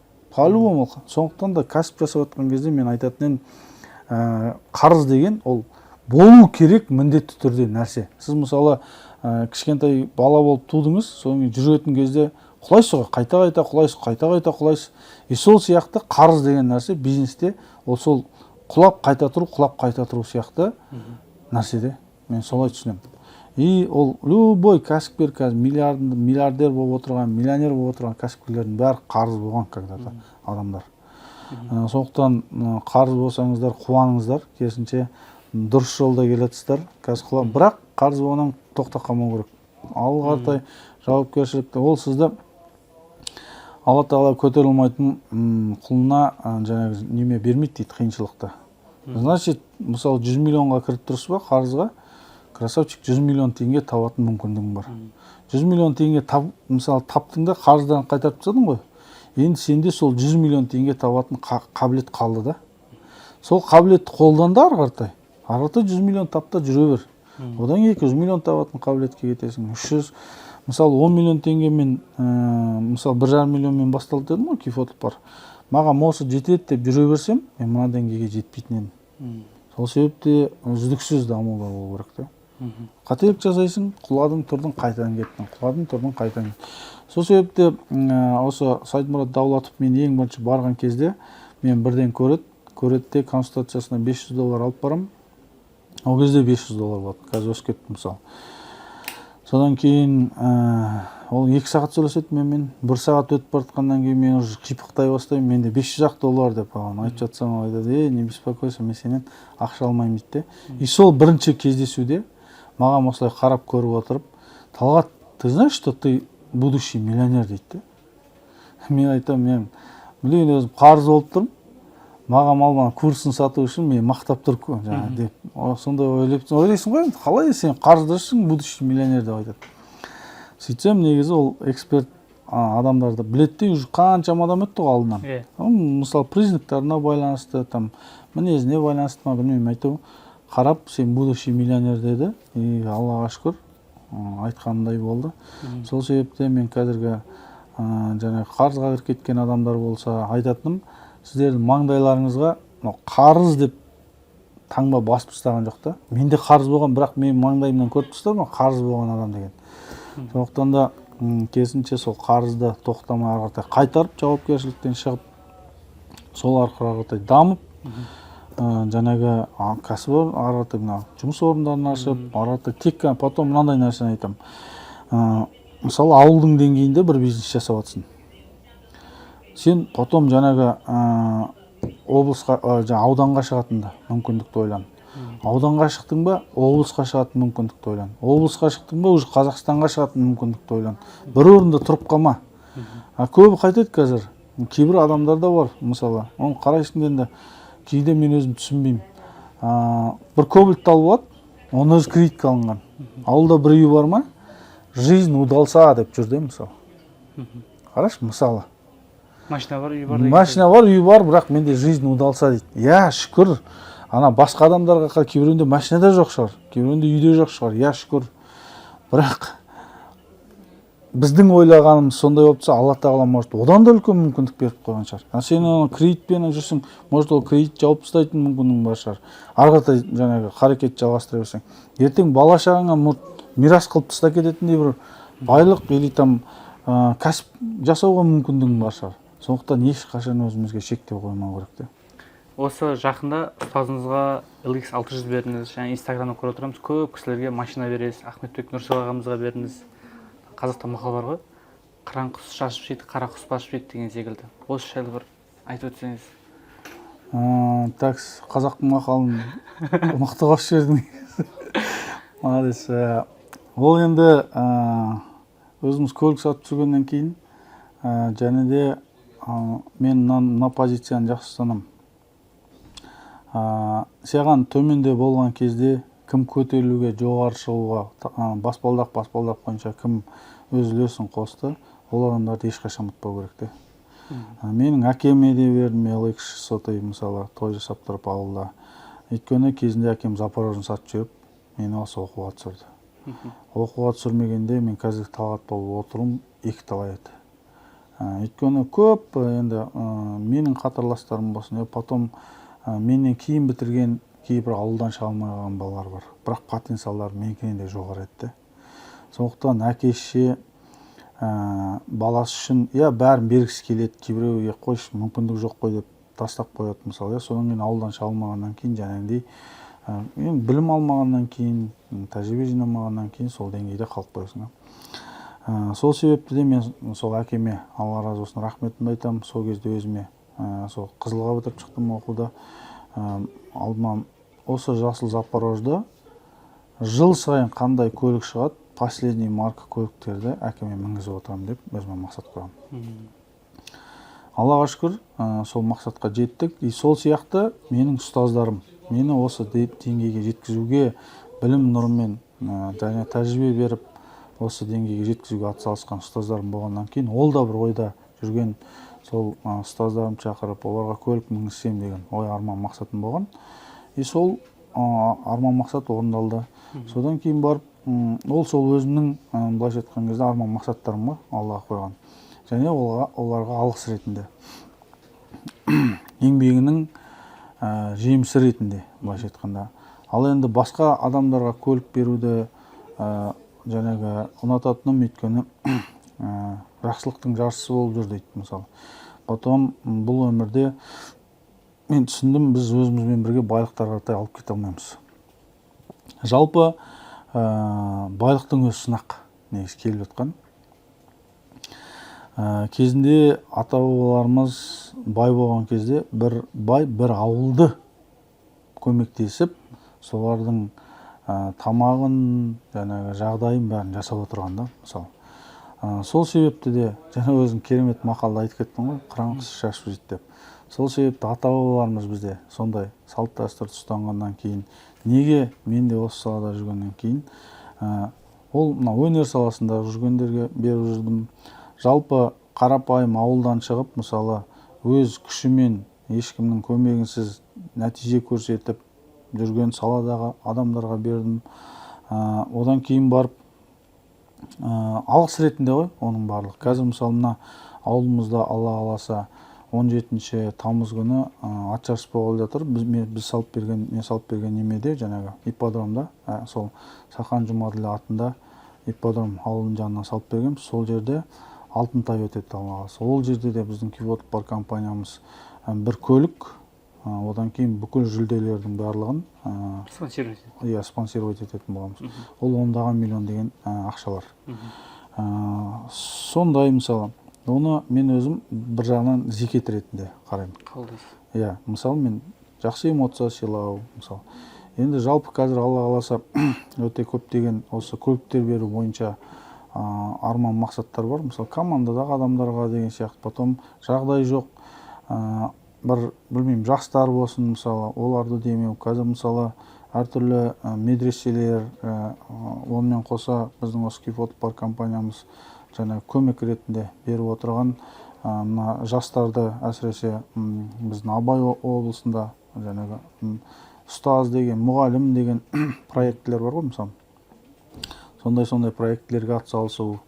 Жалпы біздің қазіргі, мен өзім оқып бітірген ауылдағы Ыбырай Алтынсарин мектебінде былтыр сол әкемнің атына, Сахан Жұмаділ атына 1 миллион теңге кім Қызылға бітіріп шығады, соған берем деген болатын.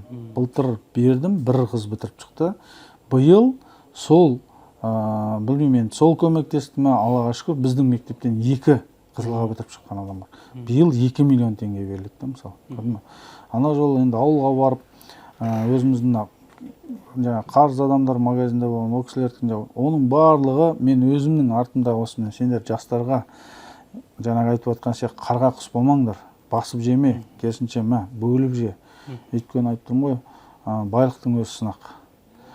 Көбі расында да байлар бар, менен 1000 есе артық байлар бар, бірақ та олар жарысып жатқаны счеттағы сандардың өсуіне жарысып жатыр, бір-бірімен. Или там активтерінің өсуіне жарысып жатыр. Одан келер не пайда? Сен оны ертең алып кете алмайсың ғой бірге. Көріп жатырмыз ғой, қазір қандай бай адамдар болды, қандай бірақ дәрежеге қазір түсіп қалды. Қандай дәрежеге түсіп қалды. Сол сабақ болу керек қой, мысалы. Көрдің ба? Сол себепті мен осындай маған бойыма тәрбие берген, осындай сіңдірген ата-анама алғыс айтамын, және де осы қазақ еліне осы талғаттарды тәрбиелеп берген, және де Сондықтан айтып тұрмын ғой, Алла қаласа бұл басы ғана. Негізі өте көптеген жобалар бар, Алла қаласа қазір. Оның барлығын алдағы уақытта Инстаграмыма тіркеліп алыңыздар. Соны сол жерден барлығын көріп отырасыздар. Нөлден баста. Потом мен ешкіммен жарыспаймын ешқашан. Бақталаспаймын. Әртүрлі креслолар, әртүрлі лауазымдар, әртүрлі партиялардан ұсыныс деп шақырды. Менің жолым, менікі кәсіпкерлік жол. Кәсіпкерлік жолды таңдадым. Осы жол арқылы халқыма, қазақ еліме, жеріме, өзім отбасыма, әке-шешеме пайдалы болу болды. Бақталасып не керек? Түсінбеймін де соны. Керісінше бір қазақ көтеріліп барады ма, көмектесейік оған. Ал бізде қазақта мысалы, мынау депутат болады дейді, мынау сол үшін жасап жатыр дейді. Бірақ ондай ой жоқ менде мысалы. Елитам мынау креслоға барғысы келеді, сол үшін жасап жатыр дейді. Жалпы жақсылықтың барлығы ешқандай риясыз, бір мақсатты көздеусіз де жасалады дегенге қазір көп адам сенбейді. До того сондай немеге жетіп келдік. Оның жаңағы оның немесі неге осындай позицияда болып кеттік? Өйткені жаманшылық қазір жақсылыққа қарағанда тез таралып жатыр. Жаманшылықты қазір екінің бір таратып жібереді. Ойбай, Қайраттан түрмеге түсіп қап десе бітті. Ана сөздің астына алып, ана осы уақытқа дейін Қайраттың өлең айтып, қанша туындыларын тыңдап жүрген бәрі қалат, бітті, Қайраттан жаман адам жоқ. Енді мына жақта анасы шырпыр, Гүлзира әпкеміз шырпыр болып, Инстаграмда балам осындай десе, анда балаңа неше түрлі жазып жатыр да. Біреудің бір құлағанын қарап күтіп отырады да негізі. Көрдің ба? Датаба қандай сондай ниетке жетіп кеттік, қара ниетке. Қайрат енді бұлай шықпасыншы, бірақ жанында жүрсе, ой, Қайраттан жақсы адам жоқ мысалы. Сондай адамдарға айтатыным, ертең өзіңнің де балаң бар ғой. Өзіңнің балаң сондай қателеспесіне айтады ғой. Жаңылмайтын жақ, сүрінбейтін тұяқ болмайды дейді. Төреғалиымыз да сүрінді мысалы. Оның да әкесі шырпыр болып қанша жүгірді, қанша оны жерден алып жерге салды. Мен бізде осыдан арылуымыз керек керісінше. Біреу бір шалыс кетті ма, керісінше давай үндемей-ақ қойсылайық, болмаса даже бар ғой. Ешқандай көмегіміз тимесе үнемей-ақ қоя салайық. Керісінше оны жерден алып, жерге салып, ой жамандап, бірақ өзінің былай келіс қалса, оның бәрі мұт кетеді. Мен оны өзі скрытый немелерден жазады да, Қайрат деп жалпақта кетеді де мысалы. Зачем ондай 200-лік? Сондықтан да анасың ғой, мына жақта ана жүрегі ауырып жатыр. Шырпыр етіп баласы үшін нетіп жататын болса, оған андай комментарий жазып, не керек? Керісінше, жақсы ниетте де адамдар бар, қолдап жатқан. Өзім Гүлзира әпкемізге звондасам, ол кісі ана жақтан жылап, шырпыр, балам бұлай болып қалды. Күн өтпей жатыр дейді. Қарашы, әншейінде күн зырлап өтіп кететін 15 күн, мына 15 күн маған өтпей жатыр дейді. Ана жүрегі қандай. Соны түсінбейді. Керісінше жаңағы жерден алып, жерге салып, бір-бірін жамандап, осыны біз арылуымыз керек. Егер біз мықты ел, мықты мемлекет болып қалыптасқымыз келсе, 300-ге бөліну, ру-руға бөліну, ойбай адайлар, жақтан аймандар, бүйтіп қойыпты, сөйтіп қойыпты бір-біріне, ол кезіндегі кеңестің саясаты, кеңес дәуіріндегі. Ол қазақты бөліп алда, властвуй деген. Сол үшін де оны сол сіңіп қалған, әртүрлі бөлінуге дайын тұрамыз да. Жоқ, керісінше біз бір тудың астына, міне, көк туымыз тұр. Осы көк тудың астына біргейік те, арғатай харекет жасайық. Керісінше жамандан біреу сүрініп қалса, жаманын білдіртпей, керісінше жақсылық жасап отырса, оны асырып, сонда ғана біз жақсылыққа жетеміз. Мемлекетімізді ғана әліп, президентіміздің саясаты ойбай керемет болып, өз мына үйлерінде, жанұяларында мысалы, шаруаларын шеше алмай жатып, басында толған кредит болуы мүмкін, болмаса бір дұрыс балаларына тәрбие бере алмай отырып, мысалы, бірақ алып мемлекеттің проблемасын шешіп кетеміз ғой, мысалы. Мен өзім той жасап отырмын, мысалы. Той жасап болғаннан кейін, енді әртүрлі ауылда болсын, потом жаңағы ауылдың маңындағы болсын, тұрғындар бар ғой, сол бүйтіп айтады дейді. Сонша ақшаны кетіріп, той жасап, сөйткенше бүйтпедім ма, сөйтпедім. Той жайлы бір толығырақ айтсаңыз, қанша қаражат кетті, қандай той болды? Бүйтпеді ме, сөйтпеді ме деп жатады екен да. Сонда айтамын да, негізі керісінше осы тойды көрген жастар өздеріне мотивация алды. Ана көп біздің осы әншілерді, эстрадада мықты Мақпал апамыз барды, мысалы Мұзарт барды, сол Қайраттар барды, Төреғали бәрі барды. Сол жерде көріп, содан ана жерде өздеріне мен кейбіреу әнші болам деді, кейбіреу там кәсіпкер болам. Мысалы мен өзім көр, Талғат аға, мен кәсіпкер болам, мен сіз сияқты ауылға той жасаймын, менде де бизнес болады деп атырды мысалы жастар. Ол уже бірген адамға емес, бірнеше жастарға ол деген мен құны жетпейтін неме деп ойлаймын. Ал тойға келетін болсақ, тойда 600 мың доллардай ақша кетті. Мен оны бір өзімнің атамның атынан жасап жатқан жоқпын. Таскескеннің атынан деп, Аллаға шүкір, соның арқасында Таскескеннің ауылға өткізді. Таскескеннің Талғаты атандым. Ол біздің Дәулет ағалары мысалы кезінде жаңағы үлкен жетістіктерге жетіп, қаншама ауылдастан жаңағы ауылдың азаматтарын тартты жандарына, бірге жүрді, үлкен жұмыстар жасады мысалы. Солардың көріп өскеніміз мысалы, сол қар жауы барлығы кезінде еститініміз, ағаларымыз келіпті, магазиннен қарындарын жауып кетті. Там или бір там айтпым 69-дар кепті де мысалы, ойбай ауылға мынандай нәрсе жасап кепті. Ойбай там 70-тер кепті, бит кетті десе, соны естисің ғой. Соны көріп естіп өскеннен кейін жаңағыдай нәрселер бізде мойында жастық шақта қалды. Сол мен де сондай болам деп жаңағы харекет жасайсың. Алла тағала мен де сондай болам дегеннен кейін айтады ғой Абай атамыз, болмасаң да ұқсап бақ деп. Сондай мүмкіндік беріп қойды. Сол арқылы өте көптеген басқа кәсіпкерлерге де айттым ғой жаңағы үлгі болды. Басқа кәсіпкерлер соны көріп өз ауылдарына бір нәрсе жасап жатыр. Мен әлі тоқтатпаймын. Алла қаласа айтып тұрмыз ғой, ауылды родина қылмасақ та сол деңгейге жеткізуге бәрі жасайтын боламын. 5000 ауыл, 5000 кәсіпкер жайлы айтсаңыз, оның идеологиясы қандай? Жаңа айтып кеттім ғой, 5000 ауыл, 5000 кәсіпкер, ол Жақсылық атамыз, ол білесіздер, мына Олимптің да шыңына шыққан спортта. Олимптің шыңына шықты.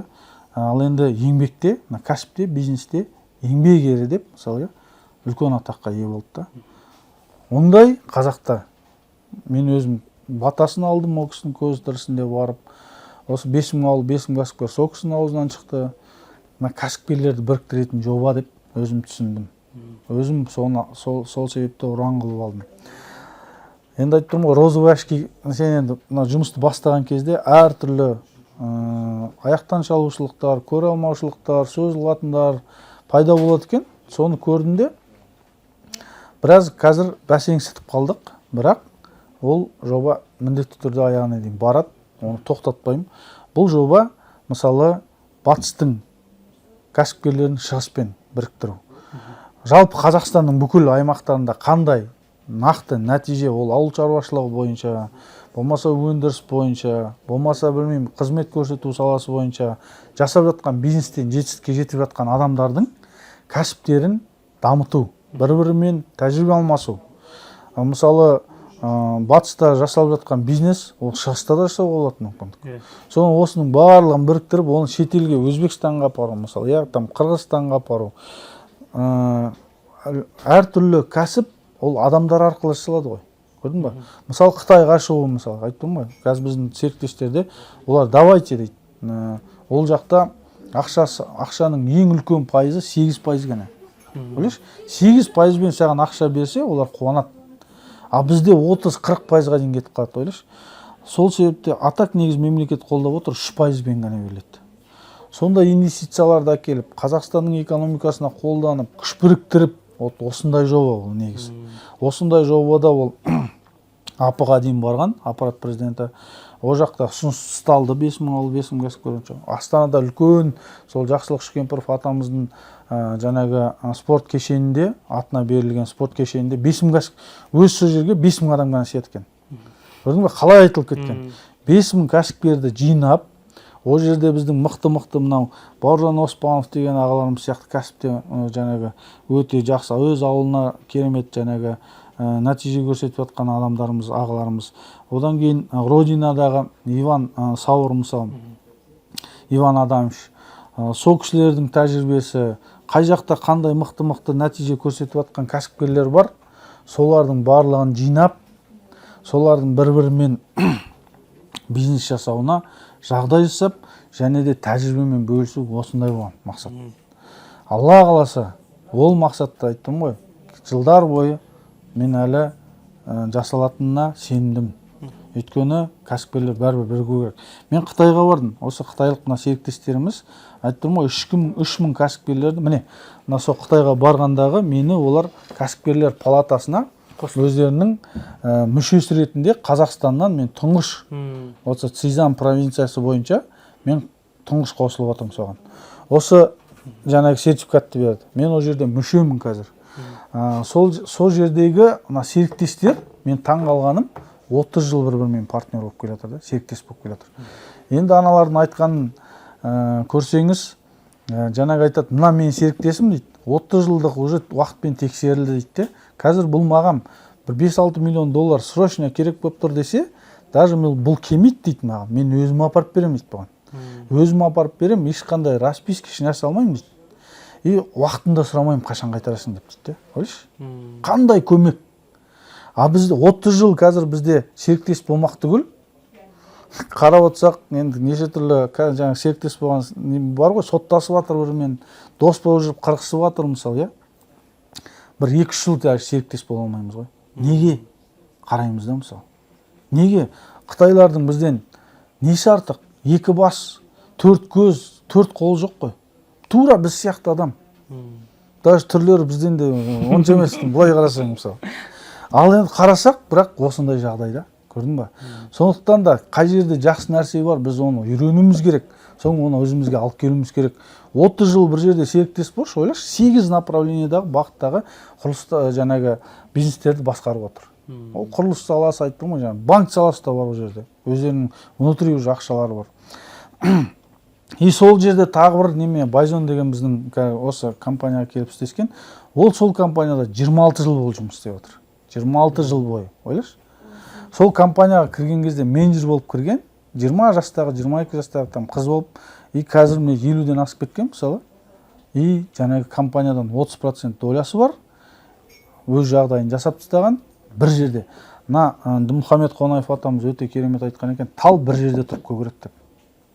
Расында да тал бір жерде тұрып көгереді. Мына тал мысалы бір жерге барып, бір компанияда 5-10 жыл болып істеп, потом тағы бір жерге барып 5-10 жыл істеп, ол көтеріле алмайды алай. Көктей алмайды. Сол себепті мен өзімнің командадағы адамдарға айтатыным, бір жерден, сен сол жерде өз қараш, компанияда қандай жаңағы тәжірибе алып жатсың, қандай жерде қандай проблема бар, қай отделді қалай басқару керек, бүкіл ана адамдар бәрін біліп шығасың. Сол арқылы сен уже өз уақытың келген кезде компанияның долясына кіресің. Нежели бір компанияға бардың 3-4 жыл жұмыс істедің, бір компанияда 4-5 жыл жұмыс істедің, еш оконцовка қарасаң, нақты бір даже ортаңда жоқ қой. Бізге сол үшін тұрақтылық керек те. Сол тұрақтылықтың барлығын осы мына Қытайдан үйренуіміз керек. Бірақ қарап отырсаң, ешқандай дін жоқ. Былай қарап отырсаң. Керісінше біз барып өз оқушыларыңызда бардыңыз, иә? Иә, үйіне қонаққа шақырды. Олар өздері жақсы көрген, ана болашаққа үлкен уақытқа, ұзақ уақытқа жұмыс істеймін деген адамдарды үйіне қонаққа шақырады екен. Сол бірінші біз барған кезде мен қонаққа шақырды үйіне. Командамызбен барып, сол кезде енді үлкен кісі ғой. Нана кісіге таң қалған рухани бай адам да. Үйіне барсақ папугай, қаз, павлин, өсімдіктер неше түрлі. Содан кейін анасы 101 жасқа келетіне. Анасын үйінде қарап бағып отыр. Бала шағасын оқытқан. Көрдің ба? Енді ол мультимиллионер болмағаннан кейін кім мультимиллионер болады ойлашы? Өйткені рухани бай. Енді сондай ақшасы бола тұра, мен үйіне қонақ қылып барғаннан кейін маған тамағым салып беріп. Анан дейсің ба? Мынан дейсің ба? Қарапайымдылық сақтап қалғанда. Енді сен сондай адам болғаннан саған команда адам жұмыс істегісі келеді, сондай серіктестер жұмыс істегісі келеді. А бізде енді бәрінес топырақ шашпаймыз ғой, бірақ бір 5-6 миллион тауып алған ағаларымыз, көкелеріміз болса, біраз сен менсінбейді де ол даже. Осындай жанына жолауға не етесің де мысалы. Сондықтан біз осыдан айырылуымыз керек. Осының бәрі шет жаққа шығып жатқанда көріп жатырмын. Қазір осыны қазақ аудиториясы білсе екен, көрсе екен, жастар осының бойына сіңірсе екен деп сол себепті екінші рет барған кезде шәкірттерімді, харекеттік шәкірттерді алып бардым. Олар көрді, соның барлығын естіді. Енді олар ары қаратай таратып осының барлығын ететін болсақ, бірлік бар жерде тірлік бар ғой. Қазір актив состояние дейді ғой. Сұрақ бола ма? декларация сдавать етеміз ғой барлық. Мен де айтып тұрмын ғой, ашық түрде. Қанша? Қазір өзіміздің бір активтерді санаса бір 15-17 миллионға барады. 15-17 миллион долларға. Әртүрлі активтерін санаған кезде компанияның нақты бағасын шығарған жоқпыз әлі. Мысалы, өзіңіздің менторлық обучениеге адамдар аласыз ба, емес пе? Менторлыққа алғам, ол туралы да айтып кетсек болады. Қарекет 7-8 болған кезде қазақ аудиториясына білім берем деп курс өттік. Курстың бағасы 2 миллион теңге болды. Бірден сразу бәрін ашық түрде айтып кетейін. Бірінші 7-ші потокқа 25 адамдай жиналды, 8-ші потокқа бір 15-20 адамдай жиналды. Бірақ мен плюс енді жаңа машина беріп неме дегеннен кейін ғой, мына өзімнің Lexus көлігімді айтқам. Осы курсты алған адамдарға 570 берем. Жаңасы. Ана курстың ақшасынан бөлек. Ешқандай оған ақша алып жатқан жоқпын. Соны берем деген болатын. Содан кейін аламызда бір жаңа 7-ші потогымыз оқиды, 8-ші потог оқиды. Мен Lexus өзім теуіп жүргенде бір жағдай болады да, ДТП болады да, сонымен страховкасы бар, анау-мынаусы бар, оны жасату керек бар, үлкен ақша шығатын болды да, сонымен айтам. Сол шатқа қосылам да, 7-8 шатына қосылып айтам. Давайте. Менде мынандай жағдай болып қалды. Ол үшін кешірім сұраймын. Менде бірақ та осының орнына мен бір емес 2 машина қояйын. Және де жаңа машина қояйын ба, или ескі машина? Соның бағасында шығар. Жоқ, бағасында емес. Самый главный этот машина қойсам деп ойладым да. Содан кейін олар айтты, жаңа машина, жарайды, 2 машина, жаңа машина қоямыз деп. Онда Chevrolet Monza, Hyundai Elantra қояйын деп ойладым. Бірақ 3-ші машина болатын. 3-ші машина ол сюрприз ретінде болатын. Camry 80 болатын. Тоже барлығы жаңа машина. Соны қояйын деп ойлағам. Енді жаңағы бөлінушілу, провокатор деген осыдан шығады да. Соны бір кезде бір 3-4 адам провокаторлар шығады, сол жерден шәкірттерім. Олар жаңағы бәрін жинайды да, жоқ, Lexus'ты қойсын, болмаса 50 миллион теңге қойсын, болмаса біз телевидение әкелеміз оны, болмаса блогерлерді әкелеміз, шулатамыз, анау-мынау дейді. Мен негізі управлять еткенді жек көретін адаммын. Мені управлять етіп бастаса, мен қарсы жүремін де керісінше. Көп адам осыдан қорқады негізі. Соң командамыз бар, досеке бар, бәріміз ақылдасқан кезде, ойбай бере салайық, шулат қалжат, шу болады, анау-мынау дейді. Потом мынандай позицияны ұстанам да, ұстаз, ол сол оқу болып жатқан ғана кездеген ұстаз емес. Ол өмір бақи ұстаз болып қалады. Ол ұстаздығын көрсету үшін, мысалы, мына жерде уже ниет бұзылды. 3-4 адам провокация жасап жатыр. Ниет білім алуды емес, машинаны алуды. Машинаға кетіп қалды уже ниет. Ана білімді айтып жатыр бәрі, қарекет курсы, рахмет, керемет болды, өміріміз өзгеріп жатыр, Алла разы болсын деп бүкіл рахметін айтып жатыр. Бірақ жаңағы 3-4 провокатордың артына ілесіп, жаңағыдай ниеттер өзгерді. Сол себепте мен айттым, жоқ, алып келіңдер блогерлерді, алып келіңдер телевидениені, машина берілмейді болды. Не істесеңдер оны істеңдер. Бірақ сол кезде қарекет 8-дегі шәкірттеріміз молодец, Алла разы болсын. Олар айтты, жоқ, бізге машинада еш нәрсеге жоқ, біз сізге дайындап қойған шиіміз бар еді, сізге дайындап кешке дастархан дайындап қойғанбыз караокеден, соған келіңіз, біздің сертификатымызды берсеңіздер, осындай деп. Соны 8-бен біз баняға бардық, Ханский баняға барып, олай өткіздік. Енді бұл жерден вывод шығатын не? Қазір осыны көріп отырған жаңағы жас буын жаңағы бизнесмендер болсын, жалпы көп адамға пайдасы тиеді деп ойлаймын, бұл жерден сабақ болады деп. Провокацияға ешқашан бармаңдар.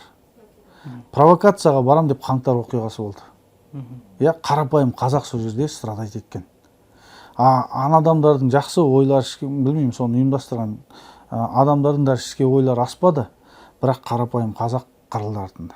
Қаншама жаңағы немене болды мысалы, мемлекетіміз қаншама сол кеткен ақшаларды жаңағы қайта қалаларды қалыпқа келтіруге, зданияларды қалыпқа келтіруге кеткен ақшаларды басқа нәрселерге жұмсауға мүмкіндік бар еді, әлеуметтік нәрселерге, бірақ қаншама ақшалар соған жұмсалды. Мына жерде де солай, сол провокацияның артынан ілесеміз деп, алғалы тұрған 3 машинадан айырылды. Мысалы. Сондықтан да провокация, ол потом мен қорқып сол жерде, ойбай жарайды деп, ойбай атағыма кір келеді, ойбай деп нететін болсам, мысалы, ол ертең басқа ағымдар келгенде, болмаса басқа адамдарда управлять етуге сені мүмкіндігі болады. Значит, мынау қорқады, мен қазір әлеуметтік желіге шығамын да, былай деп айтсам, мына уақыт үшін бәрін істейді деп. так оны мен қазір даже сондай шығып кеткеннен кейін мен даже берсем де ана провокаторлар бәрібір недовольны ғой мысалы. Одан да бұл недовольны болып жүре берсін мысалы. Вот мен ең бірінші бұл жерде менің шамыма тигені, намысыма тигені ол мені управлять еткісі келгендер. Шәкірттерімнің шантаж жасап мені управлять еткісі келгені. Мен оған ешқашан жол бермеймін. Сол себепті де барлығына шығып сол жерде айтылды. Қазір там хейттар кетуі мүмкін, машинаны бермес үшін бүйтті, сөйтті. Ниетімді Алла Тағала көріп тұр. Мен так басқа адамдарға да беріп жатырмын ол машинаны. Мына жерде сюрприз бір емес 3 машина шығатын болса, 80 миллион ба? Тұрмай ма LX600 мысалы? Бәріне беріліп жатыр мысалы. Мен олан соның шәкірттерге де. Бірақ сондай нәрсе істегеннен кейін, жалпы көп адам осылай істейді, осындай қателік жібереді. Мысалы, ер адамдар бір нәрсе білдіріп қойып, потом артын жау үшін шантаж жасап, мысалы, мен бүйтем, жейтем десе, ойбай, артын жау үшін жаңағы мә деп береді ақшаны. Бәрібір білінеді, бірақ арты келеді. Сондықтан любой нәрседе осындай блогерлермен, телевидениемен шантаж жасайтын кезде оған мүмкіндік бермеу керек. Қазір енді өткізбейсіз ба? Жоқ, бізде харекет ары қаратай жалғасады, ол міндетті түрде болады. А именно 7-8-ге деген жаңағы машина туралы ол сөз болып жабылды. Түсінікті, Талғат аға, рахмет, бір күшті, бір мықты выпуск болды. Компанияңыз жайлы, өзіңіздің құндылықтарыңыз жайлы, өзім көріп көп инсайттар алдым. Көріп отқан оқырман сіздерге де пайдалы болды деген ниеттеміз. Бастысы пайдалы болу. Расында да осындай жаңағы нақты тәжірибеден содан кейін адамдарға пайдалы болатын нәрселер керек деп ойлаймын. Өйткені осы мен стористарым арқылы кері байланыс келіп жатады. Мысалы, әлеуметтік желіге шығарылған видеоларым арқылы кейбір семьялар мысалы сақталып қалған екен. Мысалы, әйелін өмірі гүл беріп көрмеген, жаным деп айтып көрмеген адамдар негізі солар еркек болсаң дейді, әйеліңе барып, оны расында да жақсы көріп алдың ғой сен. Неге жақсы көрем деп сөз айтпасқа, неге там гүл сыйламасқа, мысалы, неге оны бір қыдыртпасқа, мысалы, бала шағаңды бәрін, сондай эгосы бар, өзінің кеудесін керіп, мен еркекпін деп жүргендер, біраз эгосын түсіріп, кеудесін түсіріп, әйеліне гүл сыйлап, одан кейін жақсы көрем деп айтқанда, одан сайын үйге жылулық берілгенін барлығын көріп, бала шағасы қалай, мама, папа деп, мысалы, әке, ана деп, мысалы, риза болып. Негізі үйдегі жағдай тікелей әйеліміздің егер көңіл күйі жақсы болса, онда балалардың да көңіл күйі жақсы болады. Енді тәрбие мақсатында, мысалы, сен егер балаңның, не болмаса қызыңның бақытты болғанын қаласаң, сен оны өзің примермен көрсет. Қалай? Оны барда анасын сыйла. Үйге барлық жағдайды жаса сөзбен емеспен. Соны көріп өскен бала, ол тура сенің ертең жасайды соны. Ал енді үйде жылулық болмаса, деп көкіреңдеп келіп, анан нет, мынан нет, нәски жу, деп құл сияқты ұстасаң, ертең жаңағы қызың да сол сияқты болып жүрмесіне кім кепіл береді? Өйткені сондай тәрбие көріп өсті. Ал енді оны ханшайым қылып ұстап отырсаң, гүлін беріп, ертең сенің қызың да автоматически әкесі сияқты күйеу іздейтін болады өзіне. Қателеспесем 7 ма, 6 ма бала шағаңыз бар, 8. 8, бір әйелден. Сразу осын айтып қояқ, бір әйелден, Аллаға шүкір.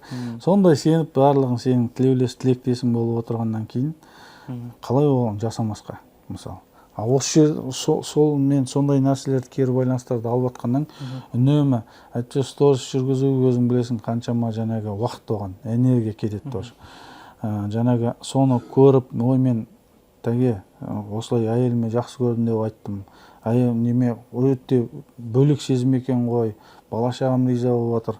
Мен ажырасайын деп тұрған жерден осы сізді көріп тоқтап қалдым. Потом сіз көбейіп жатқаннан кейін бізде міне қазір 3-еу болдық, 4-еу болдық деп көбейіп жатқандар. Сынықтан басқасын бәрі жұғады дейді ғой. Жанда жүргеннен кейін ол автоматически жұғады да. Сондай нәрселер болып жатқаннан кейін пайдалы болсын деп арнайы уақыт бөліп осы видео жазылып жатыр. Бастысы қазақ елімізге, жастарымызға пайдалы болсын, қазақ аудиториясына пайдалы болсын. Талғат ағамыздың осы Q-Photopar компаниясының Instagram парақшаларын комментарийға описание белгілеп кетеміз. Талғат аға тіркеліп алыңыздар. Алға, үлкен рахмет сізге. Жақсы.